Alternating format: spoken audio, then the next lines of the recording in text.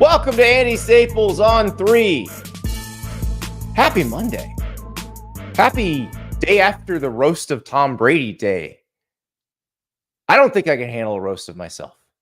I really don't. I know that's the thing everybody's talking about, because even my wife, who does not care about football at all, was having me replay moments of Nikki Glazer's roast of Tom Brady. So there will be a push. This is going to usher in a new era of roasts, and maybe we'll get the roast of Nick Saban at some point, or the roast of Deion Sanders. Although a lot of you probably think the roast of Deion Sanders happens here pretty much every day, but this is going to happen. The Nick Saban roast is probably bound to happen after the Bill Belichick roast, which we know is going to happen because we know Bill Belichick can handle himself on stage now. We know he can take a joke, because like Julian Edelman just crushed him last night. So just get ready. Get ready for a new era of sports roast, because we're not particularly creative people here in the media. And when things work, we drive them into the ground. And that worked. So you're going to see a lot of that. Of course, the current college football coach, most ripe for a roast, because, well, he's not best known as a college football coach. He's best known as the greatest cornerback of all time, a guy who played 2 major professional sports at once. Of course, it's Deion Sanders. Our guy Dukes the Scoop, Phillip Dukes, the host of the 5-Star Flex on the On3 Recruits channel. He put out a video this weekend about Coach Prime and about Colorado. And basically, the title says it all. Why do we hate Colorado? We're going to talk to Dukes about that today. I'm going to play you a little bit of that right now. We'll get you set up. And then we're bringing Dukes on. We're going to have a genuine discussion about, do people hate Deion? I don't know if it's all hate, although I think some of it may be. And why does he just make everybody feel some type of way? Why is it him and not somebody else? Because there have been great athletes who became coaches. There have been coaches who became larger than life. There have been all of that. But for some reason, he pushes our buttons better than anybody else. I think Dukes has some good ideas as to why. But let's hear Dukes talking about that in the video he put out this weekend. Let's talk about the most popular teams when it comes to college football. You got Ohio State. You got Georgia. You got Bama. You got defending national champion Michigan. Teams that are winning at a clip that their media coverage is 1,000% justified. So how is Colorado arguably the most talked about program in college football right now? I think that it's not just the love that these teams have that makes them talked about, but it's the hate. What's stronger than love? Hate. What is the yin to love's yang? Hate. And I think the hate is what has Colorado here. So that begs the question, why do we hate Colorado? Let's dig into it. Did you hate Colorado years ago? Did you hate Colorado during the miracle at Michigan? Did you hate Colorado when Eric Bieniemy was tearing it up? Did you hate Colorado when Rashawn Salam was the guy? God bless him. Did you? Or did you just start focusing on Colorado when Deion Sanders got there? Now we get into the nitty-gritty. So the relevancy that Colorado has right now is directly tied to Coach Prime and everything that comes along with him. So now today we're going to dive into why people hate Colorado and Coach Prime, Deion Sanders. The biggest reason, hold up, before I even go there, this is a very special topic to me. Why? Because I'm not supposed to be here in a lot of people's eyes. I shouldn't be on this screen in front of you. My slang talking, College Park, Georgia, gold Cartier glasses wearing, double chain, double ropes, ice on my neck. saying what he wants to say, not playing by the rules. He doesn't have a journalism degree. He hasn't been 100% on his predictions. This guy was on a message boards. I shouldn't be here, right? But I'm here. So this resonates well with me because Deion Sanders, in a lot of people's eyes, shouldn't be in that role. And I'm going to get to why. And it's part of the reason why people hate Colorado. Well, let's bring on Dukes the Scoop. We're going to get to why. What's up, Dukes? Uh-oh, I think Hey, Dukes what's might up, be. man? What's up? There we go. What is up? No, I was enjoying that. I was enjoying that because when I saw that first video, I was thinking about what you were saying, the yin and the yang.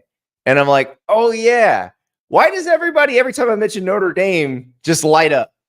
It ain't because they love Notre Dame, it's because they hate Notre Dame. Right.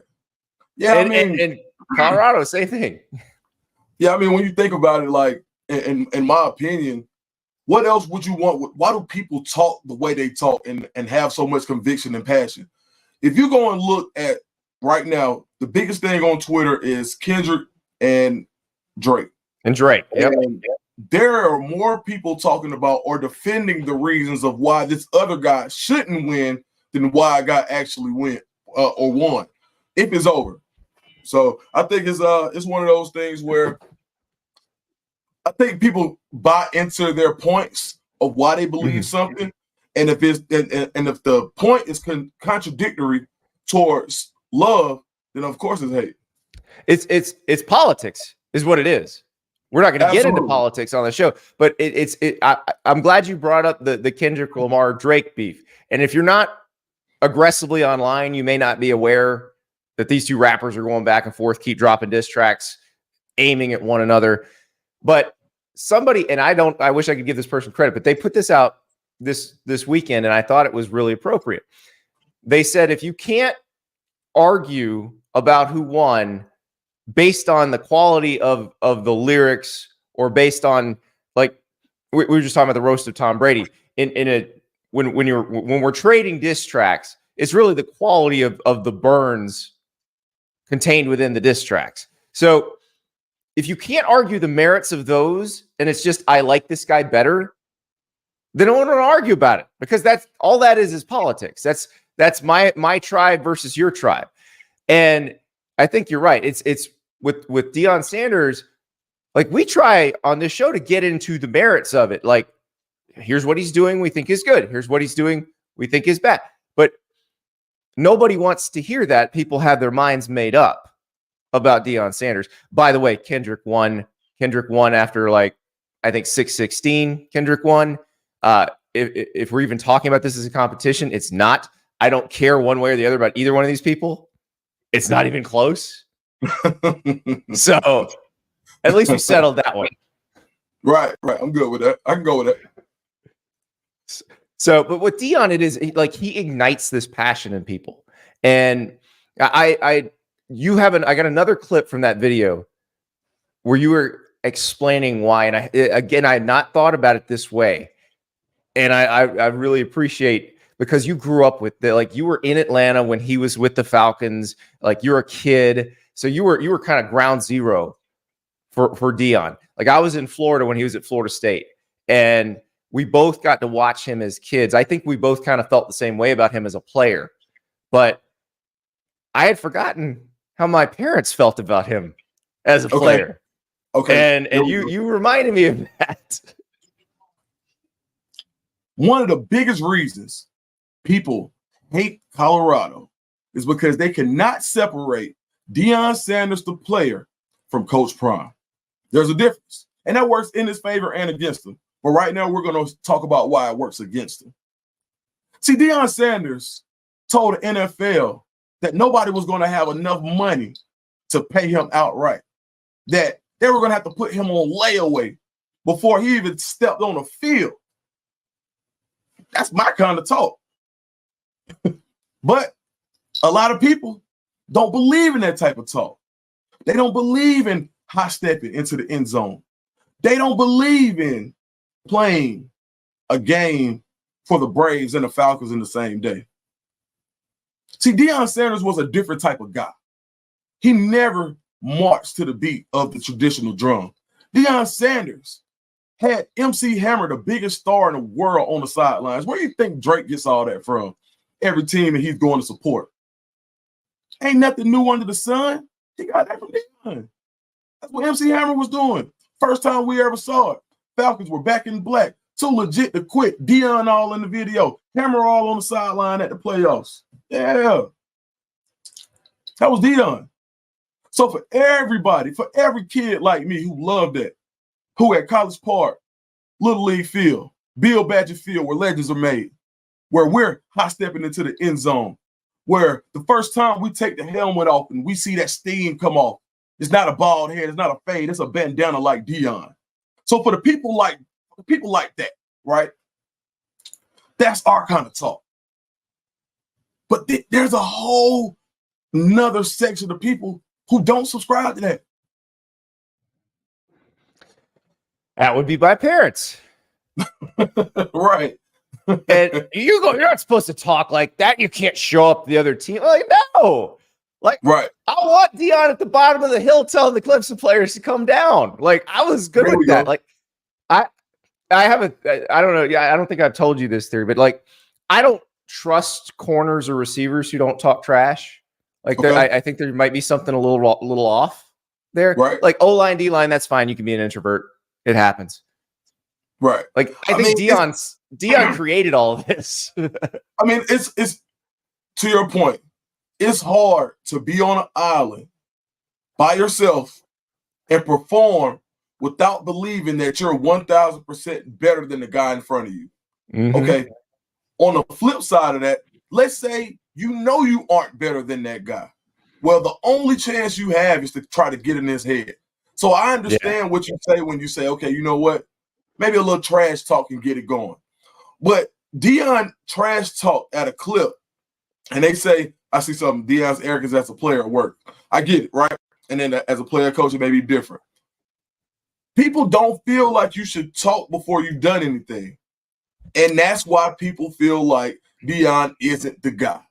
Because how is he talking already? Where does he get the audacity to say that he thought Colorado's goal should have been to make the playoffs last year when they were a 1-11 team? Why would you put that type of target on your back? But if I'm Deion Sanders, that's on brand for him. That's what he does. He believed that. And that's what I don't think people understand. People think that he was talking trash. He believed it. And so it's like when kids believe in Santa Claus. The fifth graders can't wait to go tell the third graders, hey, you were wrong. And they're going to sit there and they're going to wait until Christmas comes, and they hope that kid has a bad Christmas so they can come on January 4th when everybody gets back to school and they can say, hey, guess what, dummy? That wasn't Santa Claus. They can't wait. And for whatever reason, how can you hate on Santa Claus? But hey, people do it. People definitely do it. But like I don't have a problem with saying our goal is to reach the playoff. I think everybody's goal is to reach the playoff. Like, we get that. My thing with Deion is, and I've seen I posted one of the comments up here that said, he doesn't respect the game. You got to win something first. And I think here it is. This is Spare Room Films. Deion's arrogance as a player works as a player coach. No, win something first, then be respectful to the sport like Kirby or Saban. After doing so, he has zero class. I don't think you have to win it. I think Deion has done enough in the sport of football to be able to say whatever the hell he wants. But I don't think he's immune to criticism. And that's where I get sideways with the Colorado fans, because they think we should just treat him with kid gloves and be like, oh, no, you're this cute little story. No. You get all this attention. You get smoke too. Like, you can be criticized. Like, my problem is you could be the greatest recruiter of all time. You won't even do an in-home visit. Like, imagine, Dukes, if Deion recruited like Fran Brown, the new coach at Syracuse, the guy who just got hired from Georgia. Fran Brown, in the class of 2025, had 18 commitments. 18. You know why? Because he knows he can evaluate better than everybody else. People are going to cheat off his paper. He's going to get some dudes flipped. Deion has 3 right now. 3. Right. Like Fran Brown is preparing for 2025, 2026. Deion isn't doing any of that. And like, that's my thing. And it's not necessarily a respect the game thing. It's well, you're a dad too, so you understand this. Like, I've been practicing my I'm not mad, I'm disappointed. Like, I'm not mad, I'm just disappointed. Like, you could be Deion's the only guy with Nick Saban gone who could get the NIL discount. Like, a guy would come play for Deion because he's Deion. Right. All you got to do is try like these other guys try, and he won't try. Yeah, I think it's one of those things where Deion at his point right now. So we brought up Fran Brown. Okay, cool. I love Coach Brown, right? You know, came up into the Georgia system. He was one of those guys. And he really laid the groundwork. If we want to keep it a buck, he laid the groundwork for Georgia to land KJ Bolden last year. A lot that wasn't spoken about a lot, but he's an ace recruiter. And he also got a guy that Deion identified that gave him an opportunity last year on the field, and Nick Williams, the outside linebackers edge coach guy. He got him in Syracuse with him now. So shout out to Syracuse. But Fran Brown and Deion Sanders have two different things to accomplish this year. Fran Brown can plan for 2027 and 2028 because even though there was a great job done by his predecessor at Syracuse in getting them to more of a competitive level, that wasn't enough. But Fran Brown has a lot more leash or a lot more leeway when it comes to being successful at Syracuse. No, he doesn't. No, he doesn't. Deion Sanders can be at Colorado as long as he wants. How many press conferences have you seen about Syracuse? Yeah, because they didn't hire Deion Sanders. Fran Brown, we don't know who he is. But Deion, but here's the thing. Deion can lose, and Colorado's not going to fire him. Like, Fran Brown, if Fran Brown goes 4-8 his first 2 years, he will get fired. I'll tell you. Well, okay. I'll tell you this. If Fran Brown makes a 3-win improvement his first year, he doesn't get fired. If Fran Brown makes a 3-win improvement, they're a 9-win team. So yeah, they're pretty good. I think most teams will take that. Okay, I'll tell you what, they won 6 last year. Actually, no, they'd be a 10-win team. They won their bowl game. So okay, watch. Oh, now look where Fran Brown is starting from, right? Let's say they lose 2-3 games this year. Let's say Fran Brown for kicks and giggles. And I hope this doesn't happen, and I'm pretty sure that it won't. And I think Syracuse is going to be pretty good. I think so too. And if Syracuse did not perform at the rate that they wanted to, Fran Brown will still have a job. Fran Brown has been planning for the future with his recruiting. Deion Sanders to take a win now approach. Deion Sanders, another reason why this is an apple to an orange. Okay, all right. Well, I'm gonna stop you here. I'm gonna stop you because he's not the only person. Oh, go ahead. Watch this, Andy. Okay. Apple to an orange, pun intended. Right. Look at the level of talent that Fran Brown inherited. A 7-win team, right? Now, this I'm about to toss you a softball. Here you go, Andy. Now, Andy, tell everybody, because I know you know this. Who else started with a 1-11 team in 2023? You set me up for this. Yeah. Okay. So there were 3 1-11 FBS teams in 2022. Colorado, Northwestern, USF. Okay. All terrible. Horrible teams. Northwestern wasn't going to fire its coach. But they did it right before camp. So the worst possible situation where the guy who was supposed to be the defensive coordinator ends up having to be the head coach, David Braun. Northwestern won 8 games. 7-win improvement. David Braun got the permanent head coaching job because of that. Alex Golish takes over at USF, former Tennessee offensive coordinator. They won 7 games. I think they won the bowl game. Yeah, 7 games. So they had a 6-win improvement. So Deion's actually the worst of those guys who did that. So the 3-win improvement, which is good, when compared to the other apples, is actually not that great. I tell you what. So maybe it's not the reddest apple of the bunch, but it is still a red apple. Is a 3-win improvement still good? Now, when it's Deion Sanders, who's playing now, who's openly talked about where his expectations were for his program, right? Yep. It's going to sound different. We should be talking more about Alex Goldis. We should be talking more about my guy at Northwestern who came in late, did a heck of a job in a really tenuous situation, right? All of the But we don't talk about them because they're boring. No offense to Alex Goldis, who's a fun. I like Alex. No offense to David Braun. I think David Braun was like, I want to be as boring as possible in this first year. Let's just ignore all this stuff. So tuck up in the corner. But here's the thing: 3-win improvement is fine. Okay. And actually, I don't like. We'll see what USF and Northwestern do, because Northwestern, because of the way the Big Ten schedule works out, may take a step back. USF, they should take another step forward. But Colorado, we're expecting another 3-win improvement would be great. That'd be 7-5. They're in a bowl game.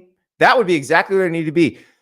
My thing with Colorado, and again, I'll be happy to admit I'm wrong if this doesn't work, if this is not how it works out. But the way Deion dumped a bunch of the guys he got in the portal last year, this year, suggests to me that the same thing's going to happen this year. They're going to be roughly the same team. My guess is 1 win either side of the equation, different. Probably about the same. And that's where it comes. And here's the thing. He ain't getting fired over that because they got Deion. They're selling tickets. Now, he may not want to deal with it, but they're not going to fire him. Like, Deion's not being held to an unfair standard. In fact, he has more leash than any of these guys at these types of programs. I think it's not just the leash from the program. What I think it is our leash. It's what the media puts around them. And the media is so important in politics because they shift the ideas of the people. When you hear people say, hey, such and such, this channel has fake news, depending on what party you're on. People literally watch TV based on who they believe in. They don't care about each perspective. And what I mean, and I bring that up to say this. If Deion doesn't do what people think he's supposed to do, it's going to be the number one story in sports, win or loss. Win or lose, it's going to be the number one story. It'll be the number one story. Let's say they lose to Nebraska week 2. Like, that's going to be a huge story. But if they keep losing, like if you get to Kansas State and let's say, okay, so North Dakota State at Nebraska, at Colorado State, Baylor, Central Florida, Kansas State. Let's say they are 3-3 at the end of the first half of the season. They're not going to be a big story anymore. Like, we will stop talking about them if they keep losing. If they keep winning, we will talk about them more than we ever talked about them. And Deion will be able to say, I was right. Y'all were wrong. The haters can shut up. They won't, but he'll be right. But if they keep losing, we will start to ignore them the way we always ignored Colorado. I can't say that because, and the reason I don't agree is because how much more losing do you want to do than what they did at the end of the year last year? And they were still. But I'm still giving him the benefit of the doubt because he took over a bad roster. Right. I want to see it because that's my thing is I thought by this year, because of the way things were working, the rules changes and the way you could bring, like, they would probably have one of the better rosters in the Big 12. And we'll see. Like, we don't have the talent composite out yet because rosters aren't completely done. Transfer portal's not, transfer portal's closed, but guys haven't picked their places completely yet. So we'll have the talent composite out. And I'll be curious to see where Colorado lands in the talent composite. Right. So, but I don't think they're going to be the number one team in the Big 12. They'll probably be close. Yeah, I think they do have a roster that's more of it's more competitive of a P5, P4 team this year, right? I think East Coast Kev says Prime didn't dump anybody. The majority of those kids just quit. Most of them hit the portal without trying to compete. This is a case of you listening to who you want to listen to. Of course, Prime and them are going to say they all quit, but they cut some guys. They cut a bunch of guys that they missed on last year. Like, every team does that. This is another thing you explained, Dukes. Like, we do hold Prime to a different standard as far as this goes, because every team cuts people. We just only talk about it when it's him. Yeah, I mean, if you go down and you look in the SEC of guys who missed on guys, there were a ton of them, and a lot of guys were able to secure NIL deals that may not have been worth the bang for that particular collective's buck, because A, they didn't fit the system, or B, when they did their evaluation, they didn't take into consideration the level of play. The level of competition they were against, and when they got these guys against these real guys that they had in their own system, they didn't play. Auburn had about 4, off the top of my head. Auburn had 3 to 4 guys who barely played last year, who I know for a fact made over 6 figures in collective funds and NIL from the collective. I know this for a fact. Like, it's not even, this is a conjecture or anything. Yeah. Nobody talks about these guys. They talk about the guys that are reloaded. There are some guys who didn't feel like they got a fair shake when they went in there. I get it, but the Athletic isn't looking for a story, right? From guys who came from schools at SEC schools. They're looking for a story that's going to move people because they care about it, because they want a reason to go. They would like people to read the story. The same reason we're talking about Deion today. We want you to watch this video. Yeah. And you know what? I get it. So now, and this is just my opinion on what needs to happen now. If I'm Deion, if I'm Coach Prime, I lean into it. I create a me against the world mentality. And then I get these guys to focus on fundamentals. And I know for a fact Deion Sanders watched that video I had the other day. And at the end, I said that I thought that Coach Prime's secret weapon was going to be that he's going to pull off an in-home visit this year when nobody expects it. And it's going to be absolutely like a movie. I think he's going to do it. He didn't tell me he was, but he definitely did say he had some things to say. He had some critiques about what I said, and he also had some praise. And he corrected me on a few things that I'll keep between us. What I will say is he didn't say I was wrong when I had my own personal message to what I thought it should have been. And I do think, from talking to people around that program, I think they understand how heavy the situation is and what it doesn't just mean to Colorado, but what it means to every guy who grew up with that bandana on his head, that does things a little bit differently, that colors outside the line a little bit. It's something for everybody. It's not just Colorado, it's the culture. And I think that it's pretty much going to continue to be the most polarizing story in college football. Well, if he's going to do some in-home visits, that's good. Like, because he's going to get some dudes that Colorado wouldn't normally be in on. And that's my thing. Like, I don't care if you do stuff different. Like, I was happy with the way he was coming in last year, because what he was telling you is you don't have to go through this meat grinder approach to become a head coach necessarily. You don't have to go be a GA and make 10 grand a year working 100 hours a week. Like, if you were a great football player, you got something to add. You have value that you can bring to the table, and you may not need to take all these steps. But there are certain things that you can do that are different, that are better, where you can innovate. And then sometimes you're just being different and not doing things that other people do. And it's a mistake. Like the not doing in-home visits, the not going to schools. That's a mistake. Like the reason people have been doing those forever is because it works. Sometimes things become traditions and get embedded into the culture because they work. So if he starts doing the things that we know work, that's only going to help him. That'll be good for him. He won't, and even if he does it, I don't foresee Coach Prime doing it at the clip that other coaches do. He doesn't need to. From where he started at, he had an immediate need to flip their roster. And so if there wasn't a transfer portal, then I guarantee you he'd be doing it because he wouldn't have another option. But going in the transfer portal, finding guys who have already played for his brand of coaching, guys who have already been coached hard, guys who already understand the standards that go along with being a college football player. Those are the type of guys that he needs in order to be successful for how hard the program is at Colorado. A lot of the guys who did stay, not everybody had to go from Colorado. There were a few that stayed, right? They can tell you the difference. There are guys who are being coached harder and scrutinized more, but also loved on more than they've ever been. So when you get guys who subscribe to that type of coaching and program, right? Those would be Georgia players or Alabama players because that's what they get. There's a saying that they say where you kind of want a guy with a mustache. You need a guy with a little mustache in your room in order to get to where you want to be. That's not just a Colorado saying. That's what coaches say across the country when you talk about a guy who's able to handle more and has more maturity. So I think that Coach Prime decided to tackle that and say, I can flip my fortunes on the field faster if I attack the transfer portal, because let's say he gets Julian Lewis.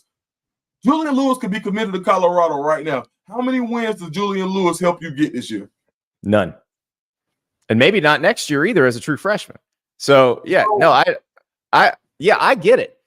I get it. And every coach who takes over a team has to figure that out. But the question is Deion trying to win? Like, because Deion is not going to get fired. Like, he's not on the, like, Billy Napier, Sam Pittman. Those are guys who are going to get fired if they don't succeed. Right. Deion ain't getting fired. Deion could go 1-11. He won't get fired. So he could build it however he wants to. He's choosing to do it this way. So right now, are people talking about the blueprint for what to be built in the future, or do they have more of a problem with the architect? And I think that's it's the architect for sure. It's the architect for sure. That's been my whole point. We don't know. We don't know. We haven't seen the building. Yeah, but I here's the thing. I've watched enough buildings get built. I know what happens when you build them one way, and I know what happens when you build them another way. So I'll tell you what. If this architect thinks he knows something that every other architect who ever existed doesn't know, there we go. Congratulations. But if he's wrong, that's the very point that I was making. When you look at guys, Andy Staples, you have to be one of the most knowledgeable guys in the entire sport, not just in the media. We're talking about the entire sport. The respect that you get from people is incredible. Now, and this for basically on your football knowledge. You've seen it so many times that you know that if this doesn't change, in your opinion, from based on the fact that you know, it's not going to end well. So if you're one of the guys, as a cautionary guy, because Andy, I heard your takes. You were a Deion, you were a Colorado not supporter. Oh, I was home last year. I was like, this is going to work. He's going to be awesome. Yeah, no, exactly. Yep. Right. So now when you start to look at what the architect is doing, you're like, hey, no, I don't know. And it kind of reminds me, and this is how to break it down. It kind of reminds me of I'm in my 20s. I may have been dating a female, and I may have said, who tried to cook for me, and I'm like, no, that's not how my mama do it. But I don't know how her dish is going to turn out. But because my mama didn't do it that way, and grandma didn't do it that way, I think that she's automatically frying chicken the wrong way, or making pasta or spaghetti or whatever it is. Here's the thing. I don't just know how my mom did it. I know how Aaron Franklin smokes a brisket. I know how Mr. French Laundry, Thomas Keller, makes a foie gras. I've never been to the French Laundry. I can't afford it. But I know how all these great chefs cook. Right. I've seen it. I've also been to some really crappy restaurants, and I know how they work too. Right. So I'm just using that information right now. Right. I'm not going just on what my mom made. Because let's be honest, like, my mom made the best chocolate chip cookies in the world. I have improved on that recipe. Okay. You come to the house, you'll find out. But yeah, I mean, that's my thing is it's not a disbelief in Deion for me at this point. It is a disbelief in this method, which I have seen tried. You know who actually tried something like this? Charlie Weiss at Kansas. It ruined Kansas. Okay. Like, now it was with JUCOs. It was a different era. But this is not that dissimilar.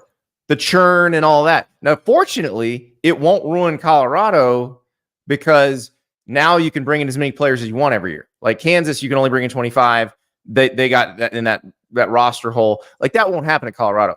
And the thing is, it can be fixed immediately. All he has to do is start recruiting in a way that uses the portal, but also builds a little bit through the high school. Like we've seen Mike Norvell do it at Florida State.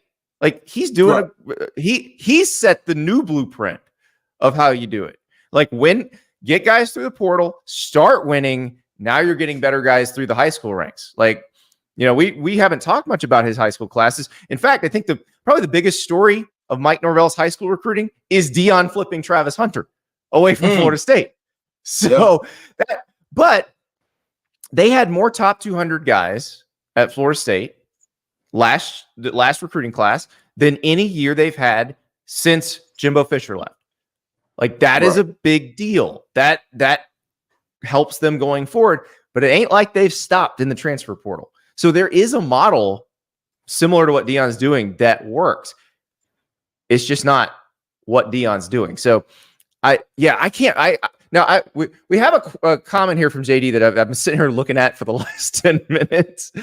I'm hoping maybe you can explain it to me. I don't know. I feel like this is just unnecessary, but all I'm saying is Deion's defense was Mariah Carey ass last year. I don't know how much better they'll be this year. Why does Mariah Carey have to catch a stray here? Like, I mean, Mariah Carey. So this is a 55-year-old woman, by the way. That's what, and I'm wondering, like, when I think about ass, Mariah Carey's not first. No, but. Yeah, I mean, was it high pitched? Maybe it was a high pitched defense. It had a large vocal range. But no, I just that comment's been sitting there like staring at me. And I'm like, what does it mean? I mean, but okay, the defense did leave a lot to be desired, right? And I think one of the biggest problems with the defense was pass rush and depth. I don't think they had a lot of quality depth. And the reason so they got a 5-star at high school, Cormani McClain, who I think had all the tools to be one of the top cornerbacks. He's athletically gifted, and he's a guy who had pretty much all the intangibles that you needed in order to be a really good cornerback. Mm-hmm. And you would think that a 5-star guy rated as highly as him by pretty much every recruiting ranking site, you would think a guy like that could go in and play, especially could go play in the Pac-12. Well, he couldn't. And I think it was the thing. I don't blame Deion for Cormani. I think Deion tried with Cormani. That's one of those things that you have to, like, you understand this very well. You cover recruiting very deeply. Like, these guys. You weren't surprised by that, I imagine. I think a lot of people who covered Cormani's recruitment weren't surprised by the way this worked out. Yeah, and it's not a wasn't surprised thing, like, to jump on the kid, but I think that for a guy out of high school, if you don't find that fit, that perfect fit, you got to be 1,000% finding the perfect fit to be successful in Power 5 football, Power 4 football. You got to find a perfect fit to be successful year one. And I think that, the 1,000, nothing can be off. When you look at the guys who were successful last year, everything worked in their favor. Let's talk about a guy who was really successful at Auburn last year, Can Lee, who was a cornerback that came in, who played. He was a high 4-star guy who flipped from Ohio State at the end, but he was one of the more highly rated defensive backs that Auburn had in years. Well, he ran into the perfect storm at Auburn. There were injuries in the secondary. He had a cornerbacks coach that was able to speak his language, that was able to get to him, and then he played in a system that allowed him to play fast because there were a lot of concepts that he ran in high school. So all of this had to happen in order, and then his talent took over. Well, there was a lot that had to happen for that. So when we talk about guys like Cormani McClain who weren't able to turn that switch on, going to a program like Colorado versus guys who let's talk about a Dylan Edwards. Yep, Dylan Edwards was I feel like he had a successful season. I think he's somebody that Colorado will miss, and he's somebody I don't think that Colorado wanted to let go. But that's part of the transfer portal. I don't think anybody at Colorado told him to leave. I think what happened was he was a guy who like 75 to 80% of the transfer portal of Power 5 guys who go, or Power 4 guys who go to other P4 schools. Those are the guys you focus on. The guys who get other opportunities at those type of schools where you can kind of get a litmus test on what's going on with your program. When you're losing a ton of P4 guys that go to other P4 schools and successful, then you got to look around and say, well, how much of production did you lose last year? And I'm not sure if people have really focused on that when it comes to, like my man said, like, hey, well they were ASS, so they were ass on defense last year. How can they afford to lose so many people? Well, how much did you actually lose? Well, this is a good question because you're right. I always look at where your offers coming from when you hit the portal. Are they similar schools? Are they better schools? Are they worse schools? And yeah, they did not lose anybody for the most part. Dylan Edwards is the one I would say that they didn't want to, but they didn't lose a lot of guys that they didn't want to lose. But a lot of the guys they lost were guys they brought in from the portal last year, and it's just like, we're going to replace, like, you were here for a year, we're going to replace you with another guy who's just here. You don't build depth that way. Right. Like the problem comes in like when they have some injuries. I actually think they're probably pretty good on their first 22. Right. I don't know how good their offensive and defensive lines will be. Skill position wise, they're very good. Right. My concern is you have a couple of injuries, and now you've got real problems, because how you build depth is through high schools, is through developing guys who've been in your program. And when you churn them that fast, it's very hard to be able to plug somebody in and have them be able to perform. But we'll see. Again, I may be wrong. Ryan in the chat, this is very astute observation. I hadn't thought about it this way. Prime is Bizarro Dabo. He is. He's the mirror image of Dabo. Like break it down for me, man. Okay, so Dabo won't use the transfer portal, right? Dabo's great at getting dudes out of high school and developing them, but he won't use the transfer portal. So they'll have these positions. Wide receiver's been the one lately, offensive line occasionally. They'll have these positions where they have a weakness, and he won't just go in the portal and fix it. And you're like, all you have to do is get like 3 guys, and you can play for the national championship. What are you doing? But he won't do it. Right. Prime's the same thing. Like, all you got to do is get some like high 3-star, low 4-star guys who are going to come and be in your program for a couple of years. And that's going to be your backbone going forward. And then you bring in these dudes from the portal, especially the higher profile dudes. Like when you can get a Travis Hunter, obviously he came with Deion, but like that type of player, like that's when you do it.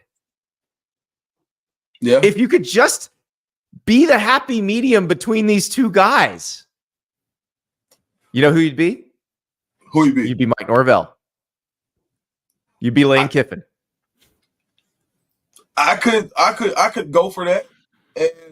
But as we both know, he doesn't want to be the medium. You know what he wants to be? He wants to be Coach Prime. And I know. And that's here's the thing, though. Like, this is the beauty of this is if being Coach Prime in the way you originally conceived being Coach Prime doesn't work, do something else. Make it work. Like, don't be stubborn about it. Right. I think where we are now, we'll find out how the building looks. We'll find out how the foundation really stands up this year. I think last year they raised the talent level at Colorado last year, because they did get 4 wins.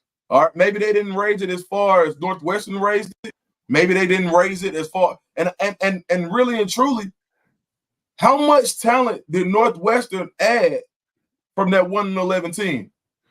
None. They actually got worse. They had dudes leave. East Coast Kev says Northwestern didn't beat anybody relevant. Bad example. They almost lost to Howard. Colorado didn't beat anybody relevant. They also lost to Stanford. Ellick Illuminor just made another catch. And if you look at some of those games, I mean, a couple of those games they shouldn't have lost. Like, absolutely not have. They shouldn't. Yeah. So I think that there's something that comes with being a second year. Like, let's take the cape off Deion. Let's take everything off Coach Prime. Let's just Right. talk We about just make him another coach now. Yeah. We're making him another coach right now, just for this second. Every experience comes with every coach. I don't care what it is. If you do something repetitively, you will get better. The more I talk on this microphone, the better I will get. And the more you make those chocolate chip cookies, the better they'll get. The easier it'll become. Well, they can't get any better than they are now. I've achieved the pinnacle. I just think that from Coach Prime being the second year as a Power 5, Power 4 coach, his second year, he's going to get better at some things. There are going to be some game management situations. There are going to be some second half adjustments when you see some of the things that we saw last year where you couldn't get a guy blocked who was standing Shadur's face, scheming him, having those conversations, watching that film, finding the holes in the roof and plugging them. I think that he gets better just by being able to be a second-year coach.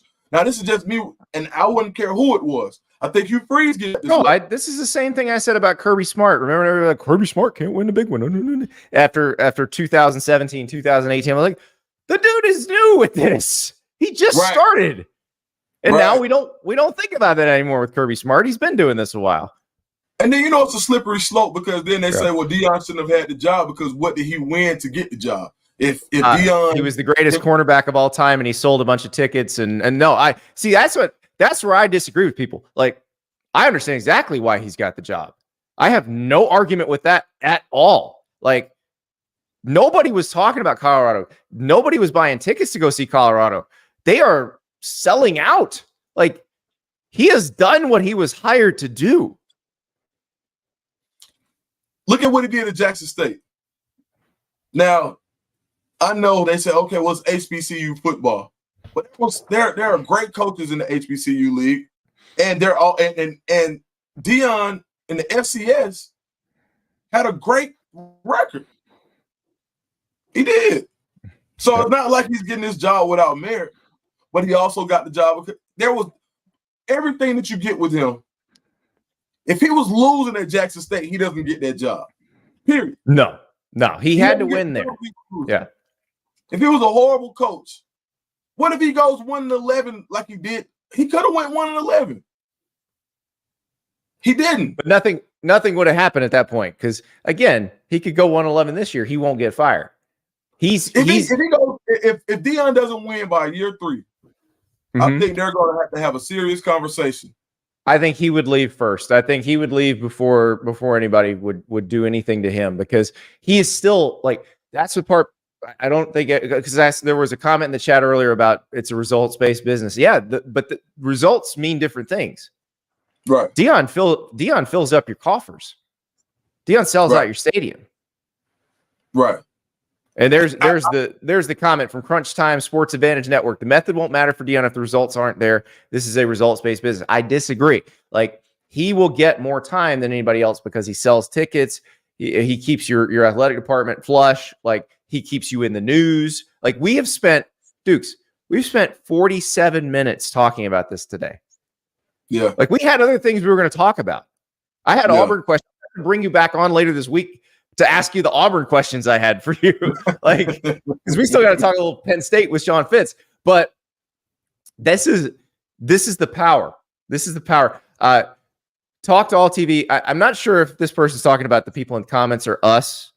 I'm afraid it might be us. Bunch of old senior citizen MFC. You're away from death in here. Hating on Prime is crazy. Yeah. Hey, man, I ain't that close. It can't be me, man. I don't know, Dukes. So that video you made, you explained the whole Tim McCarver situation.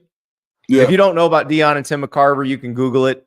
But this is an event that happened in 1992. I was a freshman in high school. I was on Team Deion in that one pretty squarely. But as I was watching you talk about that, I'm like, Dukes is old to me. Dukes is old. We old. Yeah, man. I mean, I think in that 92, I was in 4th grade, and not understanding. East Coast Kevin's back. Why don't you pull up Northwestern's schedule from last year and compare it to who Colorado played? They both played Utah, and Northwestern beat them. Right? Yeah. Am I wrong on that? Did Colorado not play Utah? Northwestern lost to Nebraska, and Colorado beat Nebraska. So we got that one in Colorado's favor. Northwestern did almost lose to Howard. That was 23-20. Northwestern did beat Minnesota, Wisconsin, Purdue, Illinois. None of that's particularly impressive, but I don't know. They're all better than Stanford, which Colorado lost to. So, see, Purdue was 4-8. Yeah. Ryan Walters did not have a great first year. What did Illinois do last year? Illinois was not that good either. Illinois was, I want to say they were 5-7. Yes, 5-7. So, I mean, hey, and this is to East Coast Kev. East Coast Kev, I get what you're saying, and I respect it. Yeah, do I think it could have been differently? Those are one of those things that we'll never know, right? But what I do know is that Deion and Coach Prime in Colorado, they had higher expectations for themselves. And I really, truly believe that if Deion was okay with how that season went, then that same coaching staff would be in place. Now, that's going to be a fun one, though. Say it again. That's going to be a fun one, though, because the Sean Lewis thing. Now, look, Sean Lewis is probably going to leave anyway. He ended up getting a head coaching job. But the panic move of demoting him, changing the offense last year, like they're changing the offense to something that's going to require the line to give Shedeur more time. The line didn't give Shedeur any time last year. He got sacked a ton. So now you go to an offense that's going to require him to have more time to throw. I mean, but on the flip side of that, yes, because of the play action part of it, but by going to a more traditional pro-style offense, you create more time because you're taking that safety from 6 yards back to 11. So now, when you take that guy out of the box, are you able to run the ball more consistently, where you have a little bit of a guessing game, and you're not just keying in because you had guys who Dukes, were able to. I don't think it matters what they do with the safety if their 4 can beat your 5 at the quarterback, and that's the problem. Yeah, it does. But if the 4 can beat your 5 by pinning their ears back because they know there's no repercussion if they get caught upfield. And that's what I think happened last year. There wasn't any penalty for getting caught upfield or overrunning your rush lanes. You were able to pin your ears back against Colorado every game because you knew what was coming. From first to third, you could do it. And if you could create some type of multiplicity in what you do on first down, and can you make them pay on first down? And I think that's what it boils down to. Now, to your point, pass protection isn't just about having guys. It's about gelling as a unit. And it's about having depth, because one guy can make an offensive line bad if he's out of sync. You got a terrible guard. Well, he impacts everyone. So the depth that they're adding, I've been that terrible guard before. So say it again. I said I've been that terrible guard before. So we got to help Andy. Somebody help Andy. So no, that is 100% true, and we're going to see it. That's the beauty of all this. We're going to see it on the field. This is a lovely thing to talk about in May. We get fired up, but ultimately, he will either prove us correct or incorrect on the field, and I cannot wait. And Dukes, I had so many Auburn questions for you. You mind coming back later this week? Man, bring me back anytime, Andy. All right, Dukes, appreciate it. Phillip Dukes, the great Dukes the Scoop. If you are not subscribed to the On3 Recruits channel, do it now so you can watch the 5-star flex. If you liked what you saw today, and I know you did, I'm looking at the comments right now. You're going to love seeing Dukes day in, day out. Dukes, we'll talk to you later this week. All right, see you, Andy. All right. Did not think that was going to go as long as it did, but look, we get fired up. But first, I got to tell you about game time before we talk Penn State. Like, if you want to see all these new Penn State opponents, like they are playing USC, they're playing UCLA. They get Wisconsin this year, which was an old Big Ten opponent, but that wasn't a year in, year out opponent. You want to follow the Nittany Lions. Use that code Staples on the Game Time app. Get $20 off your first purchase. You want to watch Colorado. Colorado opens with North Dakota State. Then they play Nebraska. Then they go into they play Colorado State and they get Big 12 schedule. Like they're going to Orlando to play UCF at the Bounce House. You want to go see Coach Prime and go to Disney World at the same time. You can do that with Game Time. They have tickets, last minute tickets too. So I was in Jacksonville over the weekend. I had to go to my kids' game. They were playing up there. I'm having dinner before the game, and I see all these people dressed up like they're going to a country show. And I'm like, wait a second, what's going on here? Oh, Luke Combs is playing at the Jaguars Stadium. This was like 45 minutes before the concert started, and I could get in for $67 on Game Time. So if I hadn't had to go to the game, I could have just gone to the show with a Game Time ticket. So download that Game Time app, redeem the code Staples, get $20 off your first purchase.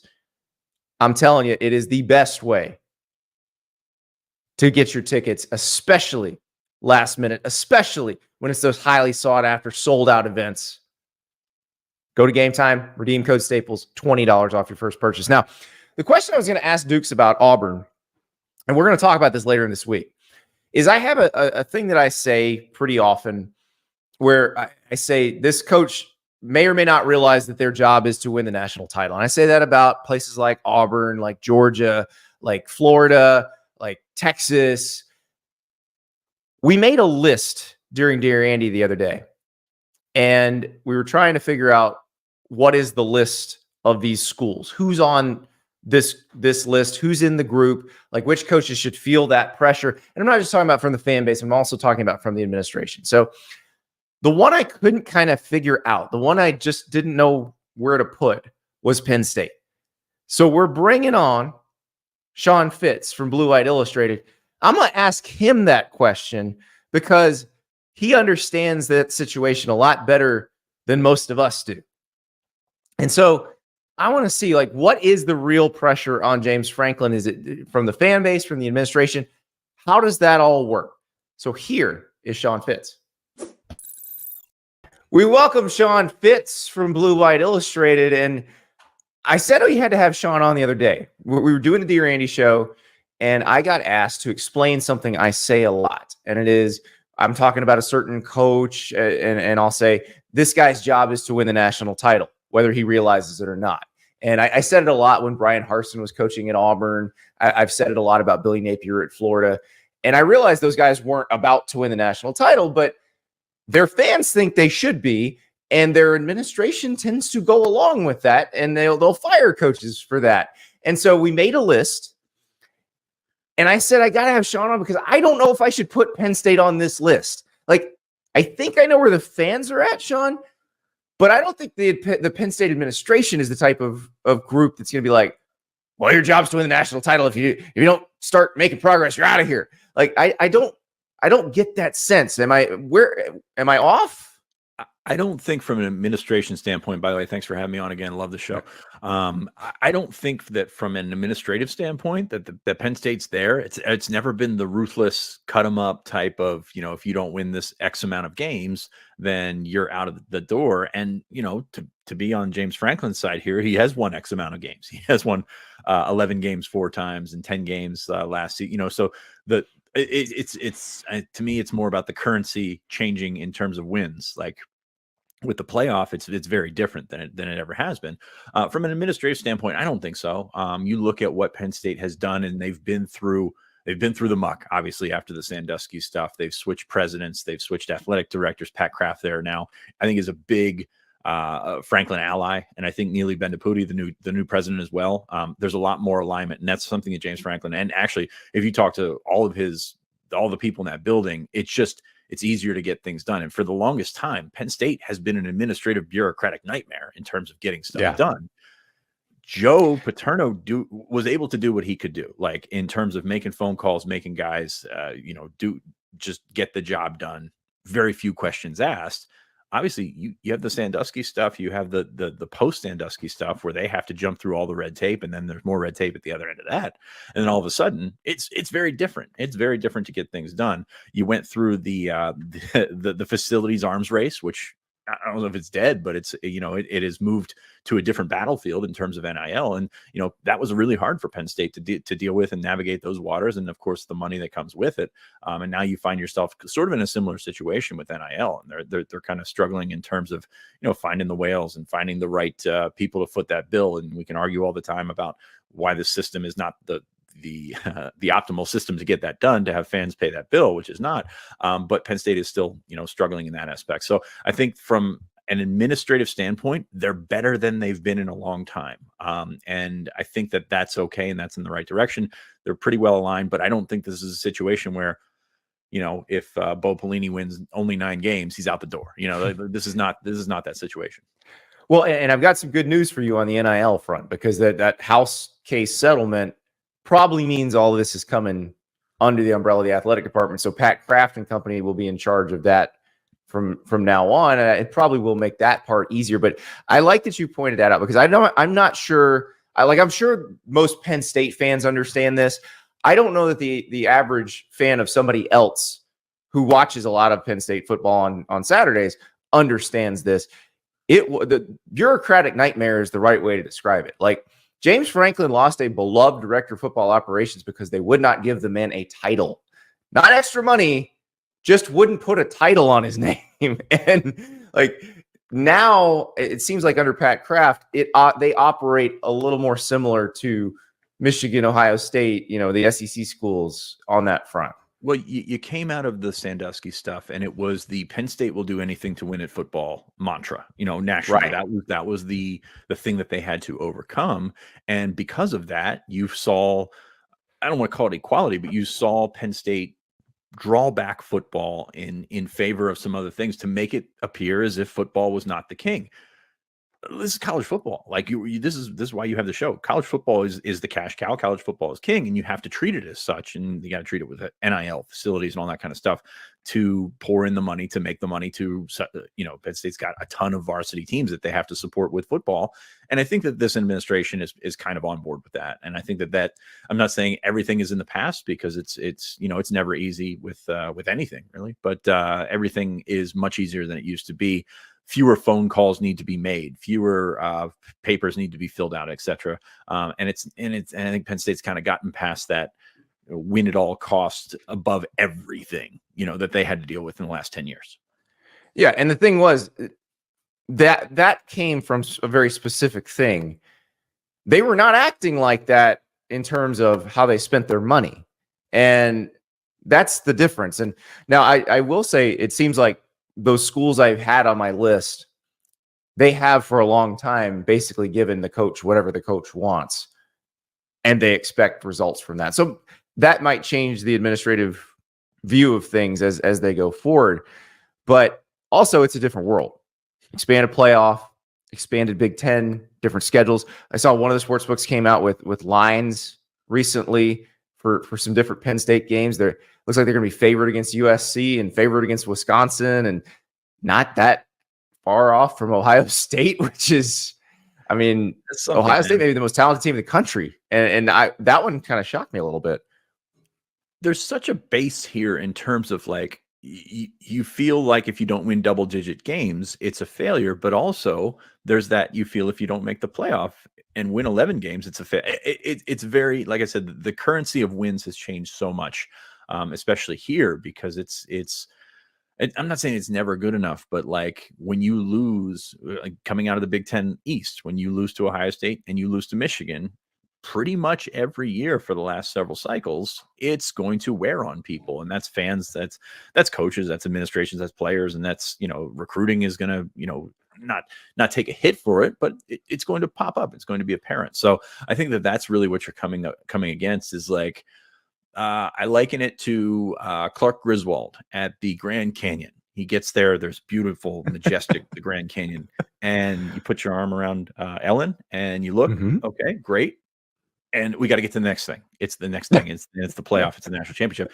And, Wally World, the 4-man playoff it wasn't there for Penn State. And we've talked on the show before about how the 12-team playoff can probably benefit Penn State, or would have benefited Penn State more than any other program in the country. So I think that's kind of where things are there. It's just waiting for that next thing. I mean, Penn State's national championships, the last one was 1986. I was 2 years old. I turned 40 this year. It's a long time ago. And you can argue, obviously, 1994 should have been a national championship for them as well. But we're not doing that show today. But no, we can relitigate with the Nebraska fans. They're all in the same league now. But Sean Callahan, man, he's a great dude. I know you love to have him on, but yeah, maybe. Yes, I would love to have you guys debate something that happened when you were each 8 years old. It would be tremendous. But yeah, so I guess the 2016 probably qualifies as getting to Wally World and it's closed. I think that's probably if we're gonna torture that analogy a little bit more. But let's talk about where Penn State's at right now, because the transfer portal is closed. They had a little activity there, a little flurry there at the very end. It seemed like in that group that jumped in, Malik McLean, London Montgomery, Golden Israel Achumba, King Mack. It seems like King Mack, the safety, is the one that would sting the most. Yeah, that's the one that I look at. And not only 2024, he's a fourth safety. Penn State's going to play a lot of 3 safety looks this year. So, you got a guy that gets a stinger or something, and all of a sudden he's a starter. That one hurts because I think looking at the potential that he had to come in and, not only play a role this year, but also start in 2025. That one really hurts. He's an aggressive player. I think he's going to, wherever he ends up, he's going to be a player. Like, this is not one of those ones, like we have this thing where a guy leaves and the previous sites, fans, message boards, whatever, says, it's not a big deal. I think this one's a big deal for Penn State. They were not happy to lose King Mack.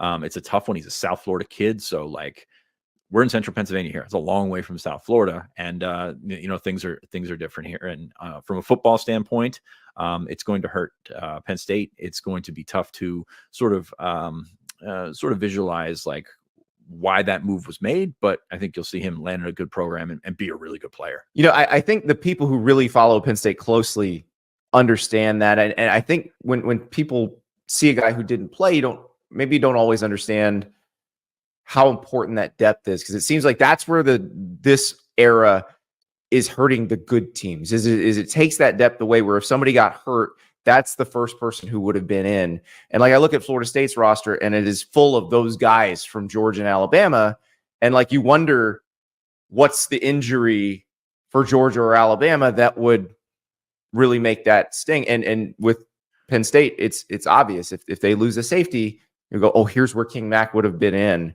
Malik McLean's an interesting one to me, because I remember his first spring at Florida State. I thought he's going to be the biggest impact guy in that class. Like, he's going to be awesome. He didn't really do much at Penn State and hadn't done much at Florida State. So he's moving on. The receiving core, the Keandre Lambert-Smith transfer, I do want to talk about that, because he was the leading receiver last year. He leaves after they get Julian Fleming in from Ohio State. How did that decision-making process go down?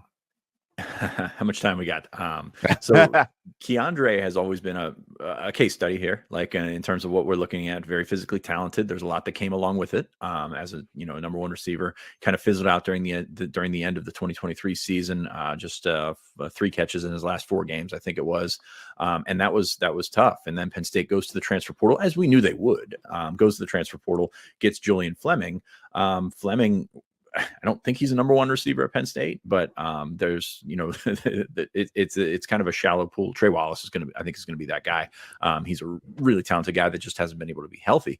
But you look at what's in that room, and they needed some sort of reset. I know my colleague Nate Bauer said this winter that they were probably going to essentially blow it up. It didn't happen in the winter transfer portal. It did happen in the spring transfer portal, but Keandre went through spring ball, and these guys talk. These guys know what other figures are floating around and things like that. And I think it was a bit of a jockeying there. And Keandre thought that he was probably undercompensated for what he was trying to do, and maybe thought that other guys were being treated better. And I think that's where he found himself. And it's tough once you cross the line. It's tough to come back from that once you've convinced yourself of those things. So. It's going to be interesting to see how that one comes together at Auburn. Like I said, all the physical talent there, like he's got a lot going for him there. It's just got to turn some things around in other areas, and we'll see what happens. I think a lot of us have felt like that at jobs where you feel like you're at the place you've been for a while. Maybe you moved up the ladder there, and everybody kind of still views you as that guy who showed up, and then you have somebody else come in, they make a new hire, and it's like, oh wait, they're giving that guy all this, but I've been here doing this all along. And then you go to the other place and you get the recognition and the money, like, and I've had it situation where you get the money you wanted, and it's like, okay, now you better perform. Like they are counting on you. They have made this investment. Like, you better perform. So yeah, I mean, he's going to have to do that at Auburn, because now that he's the new shiny object, and probably Julian Fleming was the new shiny object at Penn State. And it's amazing how, like, the dynamics of this are not any different from the dynamics of us at work. The difference is we're following it so closely. We have message boards. Right. Yeah, it's going to be very interesting to follow that one, because as you know, it's more it's more expensive to go out and bring somebody in than it is to retain, and that's, you've got a certain budget where you try and keep your guys happy, you try to keep everyone individually just sort of motivated in that sense, and then all of a sudden you bring in a guy that's going to cost twice as much, just for instance, twice as much as retention costs. And that's tough to get over, man. Like, and I get it. There's a lot of play here, and there's a lot of respect, disrespect, all that kind of stuff. But yeah, when it comes down to it, it's going to be football, and it's going to be very interesting to see how Keandre can put it together in that last year. Like I said, I've always been a fan of his physical talent. There's a lot that goes with it, and if he can put it together, Auburn could have something there. And it's just a matter of finding the right and turning over the right stones. So I don't know how it's going to work out down there, but more power to him for going about it and getting it the way that he wanted to get it. So we'll see what happens. On the subject of receivers with physical talent, you mentioned Trey Wallace, and that's a guy that comes into this season with big expectations and big hopes, because it feels like if Penn State can develop a dynamic passing game, or at least a threat of being able to beat you downfield, it changes everything for that offense. Yeah, the hope is that Andy Kotelnicki, the new offensive coordinator, can do more with less. He's done that at Kansas. He did that at Buffalo. So you've got plenty to work, plenty of track record to work with. But this is real football on the field. We're going to see what happens with that. You've got Trey Wallace, who I think is a really talented athlete, just does everything right except stay on the field. Like, he's been hurt a lot, and that's something that you can't overlook when you're talking about depth and consistency. And consistency has been the word for Penn State's receiver group, because they've gone through, I believe, 4 coaches in the last 6 years. It's not something that's just turning the corner right now. This is something that's been bubbling because of recruiting, because of development, because of everything that comes down at receiver. So you've got those guys. You've got Fleming. You've got Omari Evans, who's another talented, really, really fast kid that can work in there. Liam Clifford, Caden Saunders. So you've got pieces. It's very interesting to me how the dynamics of this room will work, because you brought in Julian Fleming not only to be a productive guy, and he's a what I would label possession guy. Like, he played the 3rd or 4th receiver role at Ohio State and played it fairly well. But like, he's also going to teach your young guys how to work. And I think that's very important. That's the important thing in terms of Omari Evans, in terms of Caden Saunders, to develop these guys, is putting them in a mindset of how to develop them at Ohio State. And you don't want to say that out loud from a Penn State perspective, but that's the best room in the country over there. Yeah, so they're pretty good at receiver at Ohio State, so any tips they can get would be handy. Now, you mentioned Andy Kotelnicki, and his offense at Kansas was a blast to watch. Now, watching the spring game, which did not include multiple Penn State starting offensive linemen, like, they weren't going to show us anything in that game. What do you like? Whose role do you expect to be a little bit different, or how do you expect things to be different, say, for Drew Aller in this offense under Andy Kotelnicki? I think, even though with all the turnover that they had in the offensive line, that they're going to try and run the football quite a bit. They've got Nick Singleton, they've got Katron Allen, and they can also use those guys as receivers. You can put Singleton in motion, put him in the slot, and you just play your matchups a little bit better. It seemed like Penn State was very cookie cutter in terms of last year. And you mentioned that Andy Kotelnicki's offense was very fun to watch at Kansas. They haven't had a fun offense to watch here for a while. Like, and that's just from an entertainment standpoint. That's since Joe Moorhead, really. Yeah. I mean, it's been Saquon Barkley tends to make things fun. Yeah, he does. He did those things. He still does those things. But Trace McSorley, Mike Gesicki, just the guys that they had in line. And I don't know that they have that at receiver to make it as fun on a consistent basis. But they've got some talent to work with all over the roster. The tight ends are pretty good. Tyler Warren's a pretty good tight end. You've got the running backs, and still this team is going to be defense focused. Tom Allen is going to be the guy that sort of steadies this. It's going to be different than Manny Diaz, but it can be productive. We know Tom Allen's a pretty good football coach. So I think that you're going to see more of that. And it's just how much out of this shell can Andy Kotelnicki take them? I don't know. I think that, you take the spring game, you throw it out. Not only did you not see an offense, you also had 40-mile-an-hour winds that, it was right. Garbage day, just a terrible day. The next day was 70 degrees and sunny. It was ridiculous. Same things with Luke Combs was here last weekend. It was the same exact thing. Crappy day on Saturday, great day on Sunday. That's what we get in Central Pennsylvania in April. That's part of the deal that we signed up for. That's brutal. That is brutal. I was in Jacksonville for a lacrosse game this weekend. The same time Luke Combs was playing the football stadium there, and they got the perfect night. They got the perfect night for that one. Unfortunately, I was a few miles away. But you mentioned Kotelnicki, and I will, because Penn State does have a personnel grouping that is intriguing here. Because what Kotelnicki would do at Kansas, they had Jalen Daniels, obviously very dynamic quarterback, but they played Jason Bean a lot too because Jalen Daniels was frequently hurt. So when they were both healthy, Andy Kotelnicki had situations where he would put them both on the field at the same time. And I realized that Drew Aller is not a Jalen Daniels type quarterback, but Bo Pribula is. Yeah. And I could see it.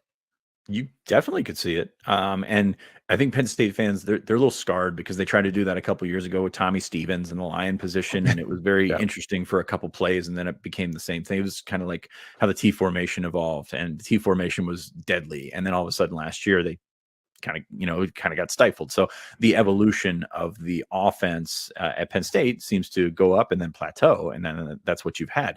But yes, I think Bo is a better fit for the system overall, just in terms of his athleticism. Doesn't have the talent, doesn't have the arm.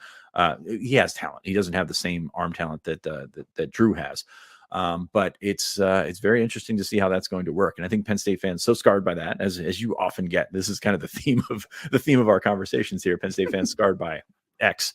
You're going to see Bo on the field. You're going to see him sort of bring that playmaking ability. But from a down-to-down basis, you're going to stick with Aller. And I'm very curious to see what the short to intermediate passing game gives you, because I don't know that I look at this roster and see that anybody's going to just kill you down the field or be, you look at those Joe Moorhead offenses. Mike Gesicki was such a threat because he could beat you down the field, even though he wasn't a 4-4 guy or anything like that. But like his size and that thing and then that combination really, put them over the top and made them dangerous.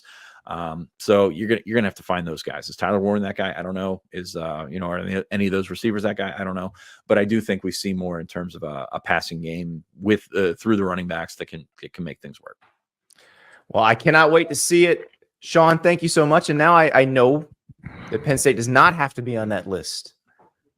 Maybe they win some games, go to some playoffs, and they do get on that list. But right now, James Franklin, enjoy, breathe, because you don't have to deal with that. Yeah, as a college football coach, they don't breathe. That's something that went away for about 15 years ago or so. But that is true. Sean, thank you so much. My pleasure. So we put a poll in the chat. Do you think Penn State will make the 12-team playoff this year? 42% yes, 58% no.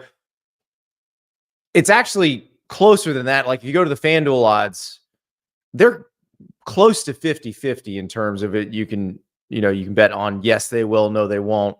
And it's basically even money at this point for Penn State in the 12-team playoff. And that's really the question, because it feels like they've been on the cusp. Had there been a 12-team playoff, they would have made it a bunch of times. Does it make a difference when they're getting in? That's the question. Like, do they get in and win some games? Do they get in and they still don't beat the teams that are actually competing for the national title? And that's kind of where the rubber meets the road for Penn State. So we're going to find out this season, because they should theoretically be able to make the playoff. Now, the Big Ten's deeper, tougher this year, so maybe not, but we're going to find out. On Tuesday, join us. Pete Nakos will come update us on the stragglers, the last ones left in the transfer portal, trying to find that new home. The portal is now closed. You don't have to have picked your team yet. Still a few guys out there, including General Booty. Where will General Booty's booty land next season? We'll talk about it tomorrow.